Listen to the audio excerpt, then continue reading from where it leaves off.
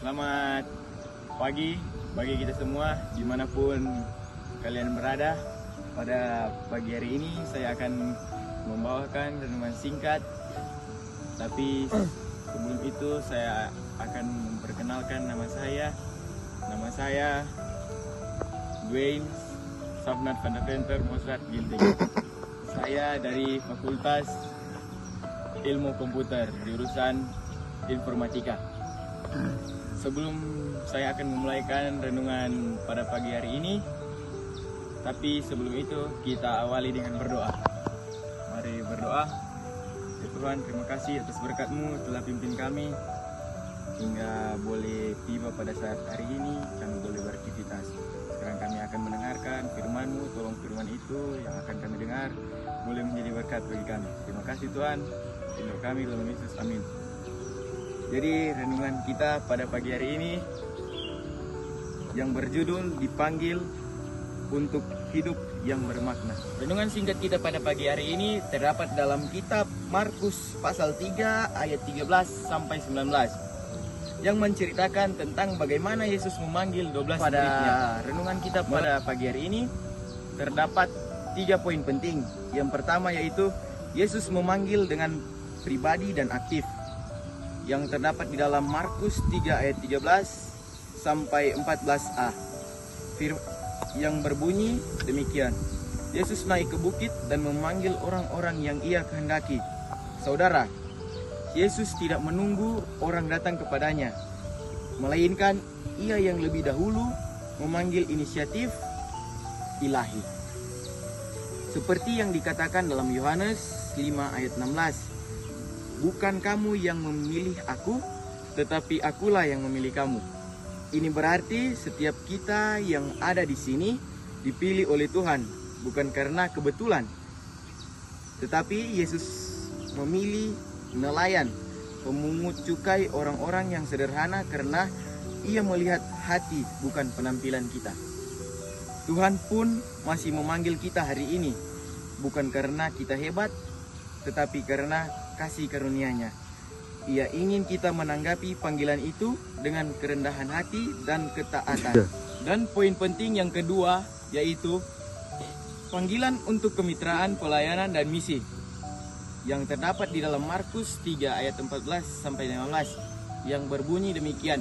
Ia menetapkan 12 orang supaya mereka selalu bersama-sama dengan Dia dan supaya Ia mengutus mereka dengan memberitakan Injil dan untuk mengusir setan.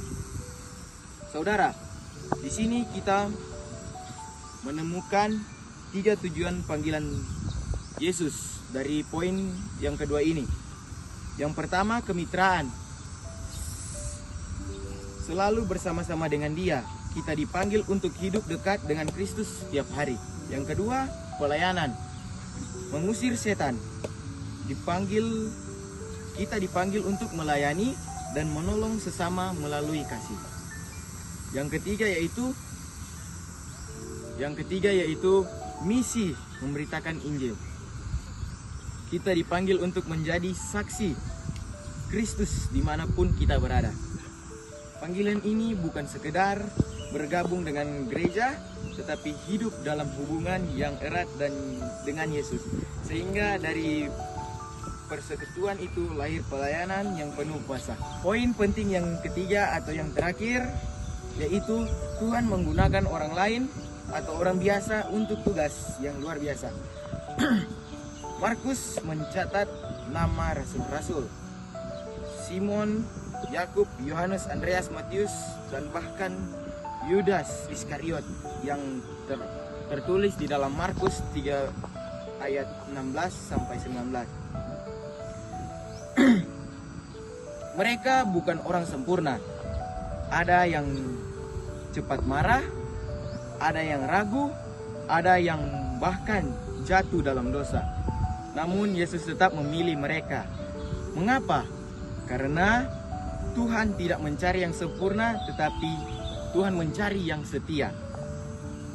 Ia bisa memakai orang yang lemah untuk melakukan pekerjaan yang besar. Ellen G. White menulis, ketika manusia menyerahkan diri kepada Kristus, kekurangan mereka akan dipenuhi oleh kuasa ilahi. Christ Object Lesson halaman 330. Saudara, Tuhan tidak melihat siapa kita, tetapi sejauh mana kita bersedia dipakai olehnya. Kalau Tuhan bisa memakai Petrus dan Yohanes, maka Ia juga memakai kita di zaman akhir ini. Aplikasi praktis yang bisa kita ambil yaitu dengarkan suara Tuhan. Tuhan berbicara melalui doa, firman, dan pengalaman hidup sehari-hari. Yang kedua, bangun hubungan pribadi dengan Yesus. Luangkan waktu setiap hari untuk berdoa dan membaca Alkitab. Yang ketiga, layani dengan setia mulai dari hal-hal kecil. Tuhan sering melakukan karya besar melalui langkah kecil yang setia. Saudara, dunia saat ini sedang menanti orang-orang yang mau berdiri bagi Tuhan. Kita semua dipanggil menjadi terang dan garam bagi dunia. Kesimpulan pada pagi hari ini yaitu firman Tuhan hari ini mengingatkan kita bahwa Yesus yang memanggil kita secara pribadi. Panggilan itu membawa kita pada kemitraan dan misi, dan Tuhan sanggup memakai siapa saja yang mau taat. Saudara, panggilan itu masih berlaku hari ini dan seterusnya. Tuhan sedang bertanya kepada kita masing-masing, maukah engkau menjadi alatku di dunia ini? Marilah kita menjawab dengan iman, ya Tuhan, inilah aku, utuslah aku. Terima kasih. Sebelum kita akan menutup renungan singkat pada pagi hari ini, kita berdoa. Berdoa, ya Tuhan, terima kasih atas berkat-Mu telah pimpin kami. Tadi kami sudah mendengarkan firman yang telah saya bawakan. Tolong firman itu agar boleh menjadi berkat bagi kita semua. Terima kasih Tuhan, induk kami dalam Yesus, amin. Terima kasih.